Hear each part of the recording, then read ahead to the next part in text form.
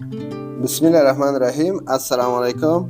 زه شیف دلدار، تاسو ګورئ DRK فوډ چینل. نن زمونږ ریسیپي ده چاینیز چکن پکوړه. چکن پکوړه تیارولو ډېر اسانه طریقه. له موږ سره اوسئ، ویډیو تر اخره وګورئ. بسم الله الرحمن الرحیم.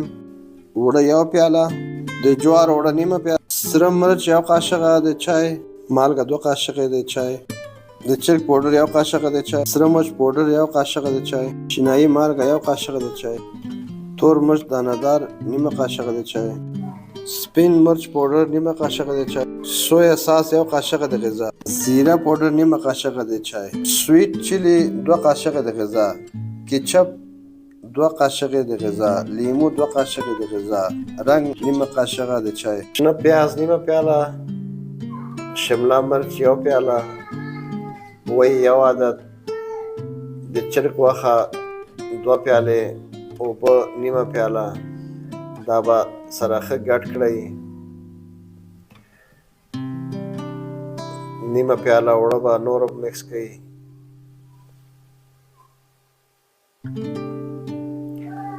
ښه به یې ګډ وکړئ تر څو پورې لږ ځان سخت کړي. بیا به یې غوړیو کې سره کړئ. چاینیز پکوړې چې کله هم جوړوئ نو اول به یې غوړي ډېر زیات نه ګرموئ. غوړي به نورمال درجه کې وساتئ. بیا به یې پسته چې څنګه په کړایي کې ټول واچول، هغه نه بعد به بیا اور زیات کړئ. ښه به یې غوړیو کې سره کړئ.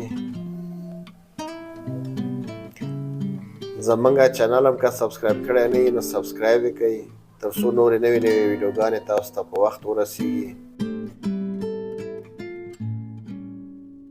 پسته به یې اور زیات کړئ لکه څنګه چې تاسو ولیدل.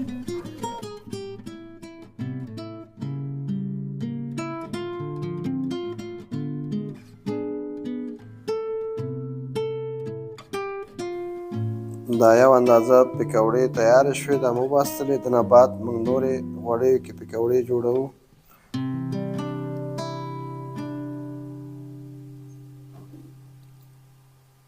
بیا هم هماغه رنګ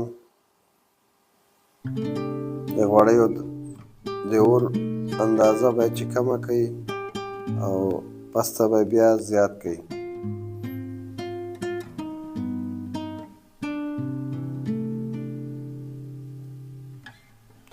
او تاسو کولی شئ چې دا چاینیز پکوړې د 4-5 ورځو دپاره هم ساتلی شئ چې هاف ډنې کوئ. پوره یې مه پخوئ.